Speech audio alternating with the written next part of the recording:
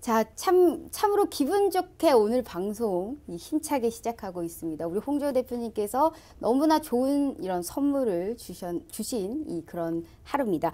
그런데 제가 좀 궁금한 게 생겼습니다. 네. 저도 비롯해서요, 개인 투자자분들은 상당히 고민이 많아요. 그 이유는 이제 보통 종목을 준비할 때, 이러한 종목을 해석할 때 어떤 걸 좀 가장 많이 볼까요? 사실 우리는 많은 걸 봐야 되잖아요. 이 기업이 뭐 실적이 어떤지, 사업성이 어떤지, 미래가 좋을지, 나쁠지, 경영진이 나쁜 짓을 하는지, 이상한 짓을 하든지 다 살펴봐야 됩니다. 가장 중요하게 생각하는 투자 아이디어 쪽은 어디일까요? 네. 되게 이게 좀 포괄적으로다가 광범위한데요. 이게 어떻게 또 단정짓고 이야기를 드릴 수는 없는 부분이긴 네. 합니다, 사실은. 그러면 촉이 있다는 말이죠. 동물적인 감각이랄까요? 직관이라고 표현을 좀 하고 싶습니다. 직관, 네. 직관이라고 좀 표현하고 싶고요. 제가 이제 주식 투자를 이렇게 좀 오래 하다 보니까 그런 직관들도 좀 생겨났고요. 사실은 이제 제가 아까 이야기한 사고력이라고 하죠. 네네. 네. 내가 공부를 한 만큼 그 지식을 써야 되는데 사실 이제 우리가 수능 치거나 혹은 교과서 토대로 되게 공부를 하면은 그냥 솔직히 말해서 달달달 외우고 그냥 시험만 치면 돼요. 네네. 그죠? 근데 주식은 사실 그게 불가능합니다. 이 수많은 지식들을 달달달 외우고 그리고 정말 그런 공부를 열심히 한다 그래도 이게 답안지가 정해져 있지 않은 시험이다라고 좀 표현하고 싶어요. 답이 없는 시험이다. 정말 좀 아이러니하게도 주식이 참 그렇습니다. 답안지가 없습니다. 아무리 그렇게 공부를 해도 공부가 끝이 없고 그 공부를 그냥 교과서적으로 그냥 문제가 나오면 답을 풀면 되는데 되게 유연하게 대처를 해야 된다는 거죠. 제가 항상 이야기하는 게 우리가 예측을 하기보다는 대응을 하자라고 좀 이야기를 하잖아요. 시장은 그렇게 급변하는 시장이기 때문에 주식이라는 게 그렇게 이제 항상 그런 대응 속에서 살아남을 수밖에 없다는 거죠. 예. 그러면 또 이렇게 얘기해 주시니까 이렇게 다시 한번 물어볼게요.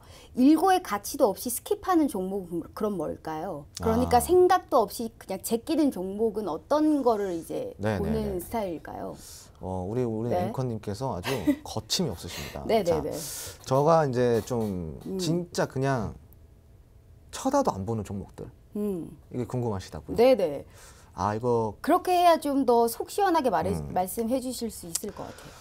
자, 이거를 제가 좀 이제 설명을 드려야 되는데, 이게 또 제가 그렇다고 해서 이게 주식의 능사는 아니기 때문에 되게 좀 조심스럽습니다. 하지만 제가 그냥 뒤도 안 돌아보고 쳐다도 안 보는, 한마디로 아까 앵커님께서 말씀하신 그냥 제끼는 그런 종목이 사실 있어요. 몇 가지 있습니다. 네네. 자, 추세적으로 계속 저점을 이탈하고 추세적으로 하향선을 타고 있는 종목들. 그리고 기술적인 쪽.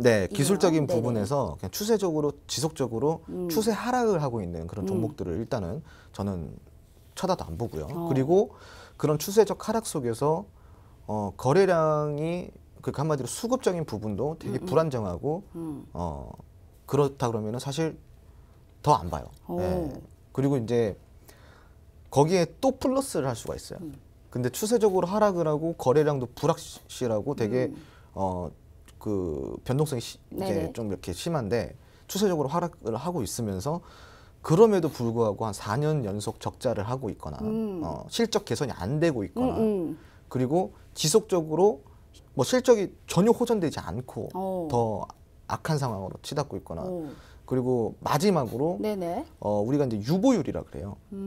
유보율과 부채 비율이라 그러는데 이제 유보율은 우리의 자산을 갖고 있는 이제 쉽게 얘기해서 회사가 갖고 있는 자산이라고 좀 보시면 좋겠고요. 부채 비율은 회사가 갖고 있는 그냥 채권이다. 그러니까 부채다라고 생각을 하시면 좋을 것 같아요.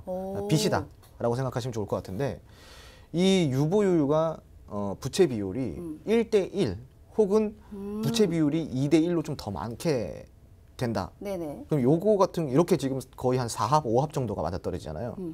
그럼 저는 그날 그냥 소금을 뿌려요. 그냥 제껴버립니다.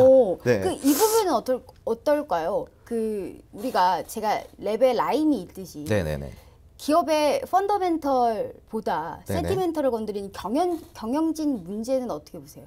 경영진이 자꾸 이상한 짓을 하는 이런 기업은요? 자, 우선은 네네. 제가 여기에 대해서는 정확하게 좀 말씀을 드릴게요.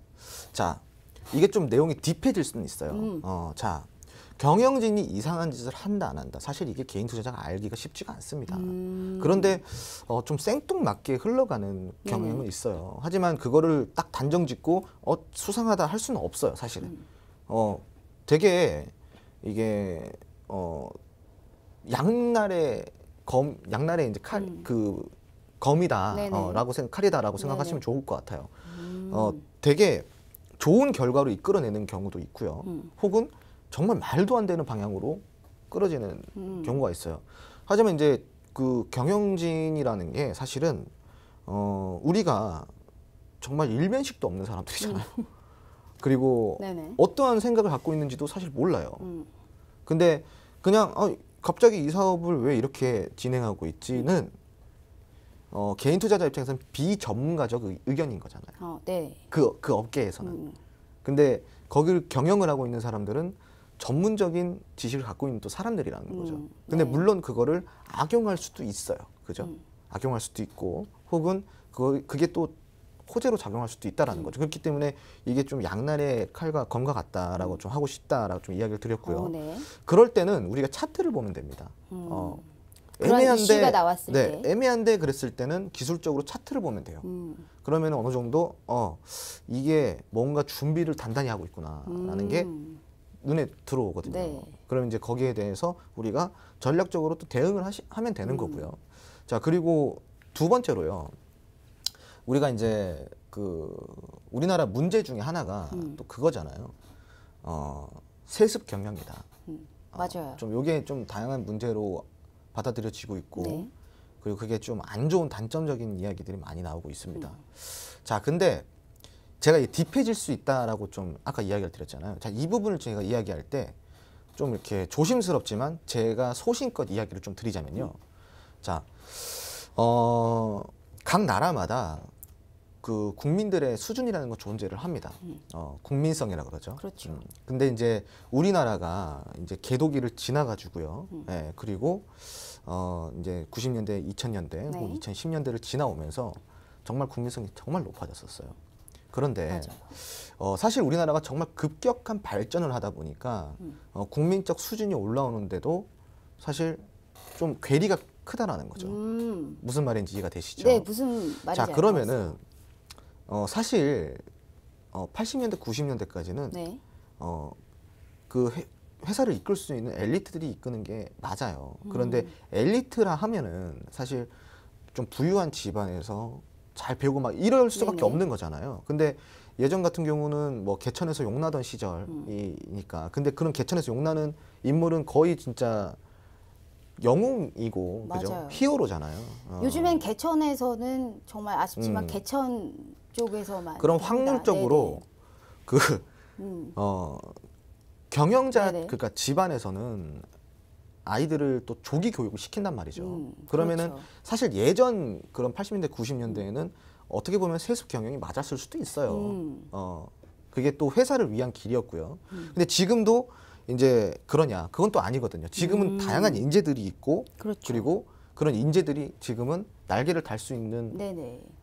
상황이에요. 보다 더 많은 기회를 가질 수 있는 맞습니다. 그런 그러면은 상황이죠. 이런 세습 경영을 다소 이제 척결을 시키고, 네네. 그리고 정말 선도 기업처럼 우리가 유능한 CEO를 겸임을 하면서 회사를 이끌어 나갈 준비를 해야 된다는 네네. 건데, 자, 근데 아쉽게도 자, 삼성전자 얘기를 좀 할까요?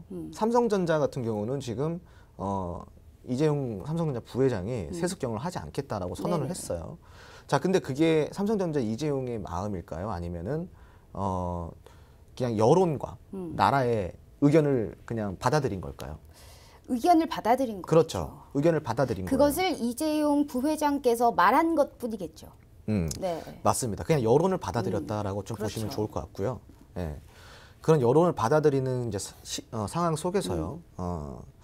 사실 좀 우리가 국민들이 그냥 와, 삼성전자가 되게 이제는 막 색다른 경영을 시도를 하고 있구나라고 생각을 할 수가 있겠지만, 자, 그러면 제가 시청자 여러분들 단도직입적으로 한번 묻고 싶은 게 있어요.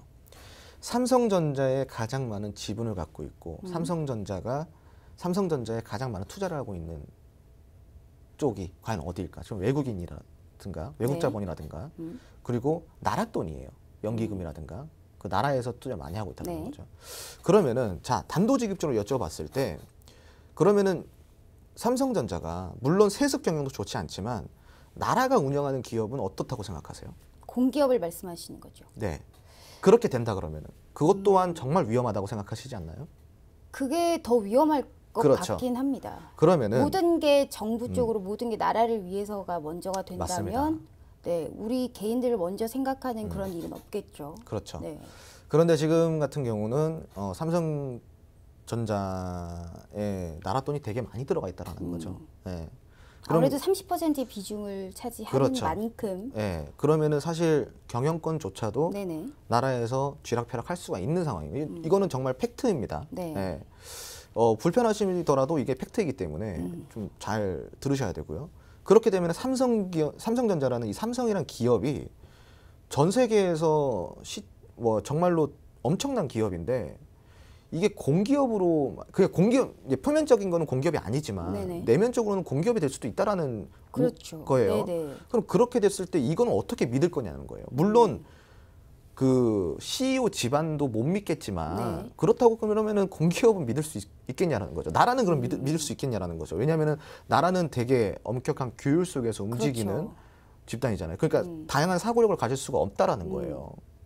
그렇게 따지면은 솔직히 말해가지고 뭐 세습 경영이나 지금 공기업이나 이게 별 다를 게 없어진다라는 거죠. 자, 그러면은 우리가 이거를 그냥 세습 경영을 척결시키고 뭐 막 이렇게 한다라고 생각할 게 아니라 지금 그 우리나라 시장에 네. 처해진 상황, 기업들이 처해진 상황이라든가 그리고 대표적으로다가 삼성전자라는 건 우리나라 주식시장을 선도를 하고 있는 기업이에요. 그럼 이 기업이 앞으로 향후 향방에 따라서 지수가 결정될 수 있는 상황인 거잖아요. 그죠? 맞아요. 그러면 삼성전자라는 게 이 기업, 삼성이라는 기업이 앞으로 세습 경영을 하든 어떻게 되든 간에 좋은 방향으로 가게끔 만들어줘야 된다는 건데 제가 제 소신껏 이야기를 드리자면은 세습 경영도 좋은 상황은 아니겠지만요. 그렇다고 해서 표면적으로는 정상적인 기업이지만 내면적으로 공기업화가 돼가지고 그게 어떠한 되게 제한적인 활동을 하게 된다 그러면은 이거는 제가 봤을 땐 더 심각한 문제가 될 수가 있다라는 거죠. 그래서 저는 이 부분 정말 우려가 되는 것도 사실입니다. 예. 알겠습니다. 이 상당히 저희가 생각할 수 있는 그러한 답을 제시해 준 것 같습니다. 보다 더 큰 이러한 시민 의식을 가지고 기업 분석을 할 때 우리가 과연 우리가 이러한 양상이 정말 국가를 위해서 아니면 보다 더 우리는 아무래도 개인적으로 돈을 벌기 위해서 보다 더 많은 이 생활을 갖기 위해서 이러한 시장을 바라보고 있는데 답은 없습니다. 홍 전 대표님께서 말씀하시듯이 답은 없지만 우리가 소신껏 이렇게 따라갈 수 있는 이 전략 홍 전 대표님께서 세워주시고 있습니다. 자, 노란톡 오픈 채팅방에서요. 홍 전 대표라고만 검색하셔도 이 대표님의 오픈 채팅방이 나옵니다. 지금 빨리 들어오셔가지고요. 저희가 보다 더 큰 이 소통의 장을 열고 있습니다. 지금 빨리 들어오셔서요. 우리가 보다 더 많은 얘기 나눠보도록 하겠습니다. 자, 오늘은 참 많은 걸 느끼게 해주고 계십니다. 우리 홍 전 대표님께서 지금 그러고 있네요. 벌써 30분이 넘어가고 있는 상황입니다. 좀 빠르게 진행을 해보도록 할게요. 우선적으로 오늘 먼저 다뤄야 될 부분은 역시나 전 세계적으로 이 코로나19 2차적인 팬데믹이 현실화가 되고 있다는 상황입니다. 자, 세계 곳곳에서 2차 확산에 대한 제 우려감, 특히나 6월 19일자로 현재 이 통계치가 나왔습니다. 전 세계에서 215개국으로 전 세계 확진자가 855만 명, 그리고 여기에서 사망이 무려 45만 명인 상황입니다. 자, 확산 국가 순위로는 1위가 브라질이고 2위가 미국입니다. 우리나라는 현재 58위로 기록하고 있네요. 우리가 오늘 일단은 한국으로 보자고요. 수도권 대전 쪽에서 이제 우리가 확산세가 계속적으로 이제 올라오고 있는 상황입니다. 이로 인해서 이제 우리가 K바이오 쪽 진단 키트 쪽도 오늘 상황이 좋았고, 사실 코로나 불씨가 여전히 살아 있다. 원래 이 바이러스라는 게 좀 더운 나라 쪽에서는 조금 잦아들 수 있다, 줄어들 수 있다고 했는데 브라질에서 지금 600만 명 정도 현재 통계치가 600만 명 정도가 브라질 쪽이라고 합니다. 이거 상당히 우리가 심각하게 받아들여야 될 문제인 것 같은데 이 K바이오 쪽의 위상이 올라가고 있는 만큼 이쪽 강세에 두드러지면 어떻게 보세요? 자, 일단은 네. 뭐 정말 제가 우려했던 나라 중에 하나가 또 브라질이었었어요. 네네. 네. 왜 그러냐면은 브라질이라는 나라를 아마 아시는 분들은 잘 아실 텐데 브라질이라는 나라를 조금만 좀 검색을 해서 찾아보시면요. 사람들이 이제 축제와 파티를 되게 즐기는 그런 나라입니다. 그리고 되게 외향적이기 때문에 사람과 어울리고 놀고 네. 뭐 이런 것들 되게 그냥 문화적으로 그게 정착이 되어 있는 나라예요. 네네. 그런데 이제 그걸 억제를 시켰다가 풀었는데 사람들이 얼마나 그동안에 억제되어 있던 게 분출을 할 거예요. 그 제가 이제 이 브라질의 나라가 정말 우려되는데 우려와 정말 딱 맞게 이렇게 또 그렇죠. 이 남미 지금, 쪽이 참 진단 키트라는 것 자체가 네. 우리가 없기 때문에 사실 검사 자체를 할 수가 없는 상황이잖아요. 맞습니다. 네, 네. 그게 가장 문제일 것 같습니다. 그래서 이제 지금 이제 브라질을 필두로다가 지금 이 정도라 그러면은 사실 진단 키트주가 조금 더 다시 앞으로 좀 움직여줄 수 있는 상황이에요, 사실은. 그리고 이제 우리나라 같은 경우는 워낙에 대응을 좀 잘하고 있고 지금 이미 한번 겪어봤기 때문에 발빠른 대처가 가능할 거란 말이죠. 그러면은 이제 브라질을 필두로 이제 그쪽 지역에 중남미 쪽으로 우리가 이제 확산이 되고 있는 거를 좀 중요하게 좀 봐야 되는 상황이고 그렇게 된다 그러면은 이제 진단 키트주라든가 마스크주가 네네. 단기적으로 정말 단기적으로 잠깐 움직일 수 있는 상황이다라고 좀 이야기를 드리고 싶고 네. 물론 그렇다고 해서 장기적이라는 건 아니에요. 단기적인 거지 장기적은 아니다라고 좀 이해를 하시면 좋을 것 같습니다. 일단은 뭐 지수 자체로 보자면은 당연히 그게 악재이기 때문에 우리나라에까지 미칠 수밖에 없고 그런 상황에서 다른 나라가 그렇게까지 뭐 확진자가 급격하게 늘어나고 네네. 있고 그런 상황에서 우리나라가 조금만 더 늘어나더라도 그 공포 심리는 사실 가중되거든요. 네. 그렇기 때문에 지수에는 분명히 영향이 올 수 있고 하방을 아무래도 좀 하방을 예상할 수 있다라고 좀 생각을 하시면 좋을 것 같습니다. 그럼 우리가 지금 이 연결선으로 언택트 쪽을 한번 보자면요. 우리가 일단은 대장주로 볼 수가 있는 게 네이버가 오늘 일단 최고가를 썼고 그 흐름을 이어서 카카오도 오늘 다시금 반등을 해준 상황입니다.